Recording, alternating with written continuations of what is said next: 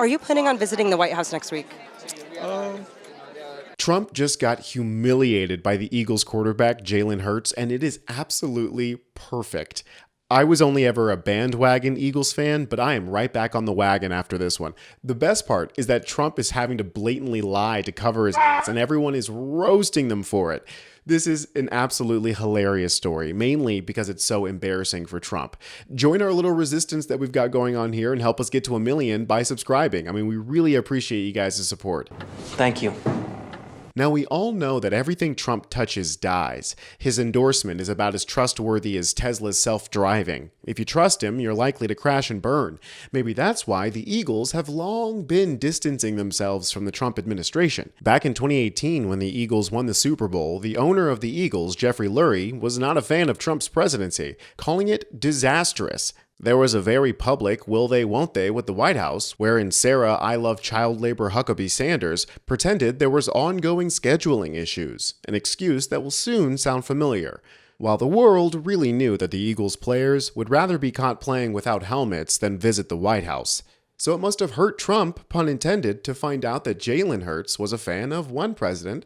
He even played Trump's favorite waste of taxpayer dollars, golf. Jalen played around with Obama and Jeffrey Lurie during the Kamala Harris campaign, during which he said this. Like an uncle figure out there, President Obama, all-time leader, a great presence, and I guess the word is down to earth, can only imagine. Yikes, called him an all-time leader after Trump's first presidency, so it's pretty clear how he feels about Donald Trump. Cut to Trump cursing the Chiefs with his touch of death, and then storming out like a petulant child who didn't get what he wanted. After that embarrassing display, Trump of course had to save face and invite the winners over to the White House, an invitation Lurie tentatively accepted. "I thought it was a great performance by them," said Trump. "They deserve to be down here and we hope to see them." During his annual news conference at the end of the league meeting, Eagles owner Jeffrey Lurie said, "There was no reticence whatsoever in accepting this year's invitation from the White House. To be celebrated at the White House is a good thing," Lurie said. "There were special circumstances back then that were very different, and so this was kind of an obvious choice and look forward to it. When you grow up and you hear, oh, the championship team got to go to the White House, that's what this is. So we didn't have that opportunity, and now we do. I think we're all looking forward to it." A player's decision to attend remains optional. And that it remains optional is very, very crucial here, because it appears that the star player will not be attending. But over the weekend, the otherwise non-political Jalen Hurts was asked if he would be accepting Trump's invitation, and this was his reaction. Are you planning on visiting the White House next week? Got it. Thank you so much. Yeah. Yikes, he doesn't exactly seem excited now, does he?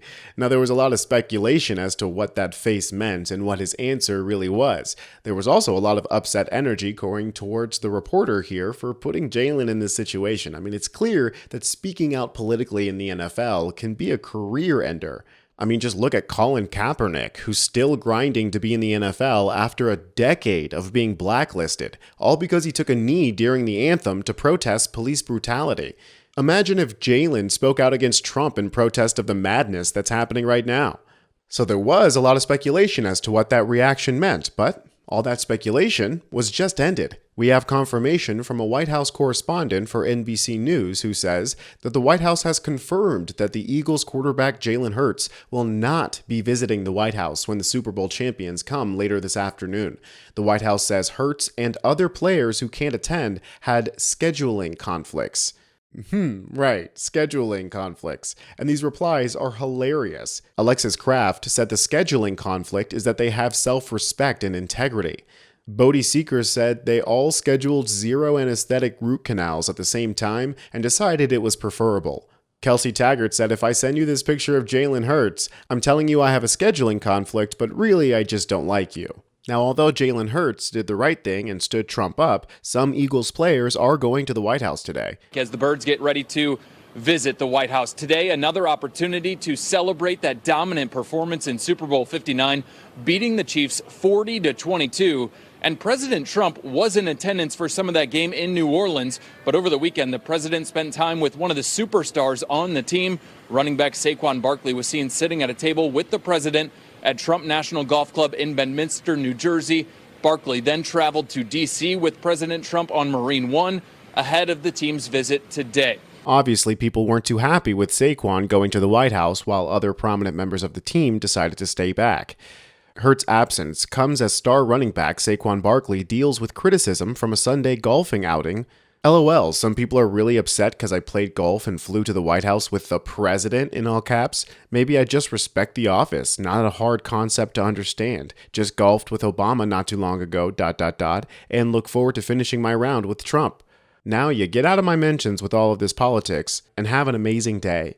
Ironic to tell people to stop with all the politics while in the same tweet you say you respect the office. What's there to respect if you don't care about politics? Clearly Saquon thinks he stands to gain something by cozying up to Donald Trump and all of these frat boy conservatives. To the White House today to celebrate their Super Bowl victory, and one of the birds hitched a ride with the president last evening. Yesterday, Saquon Barkley spent the day golfing with President Trump at Trump National in Bedminster, and the pair flew from New Jersey to D.C. afterwards, the president joking with reporters at Morristown Municipal Airport. What a nice guy he is. I wanted to race him, but I decided not to do it. The birds did not visit the White House after their first Super Bowl win in 2018.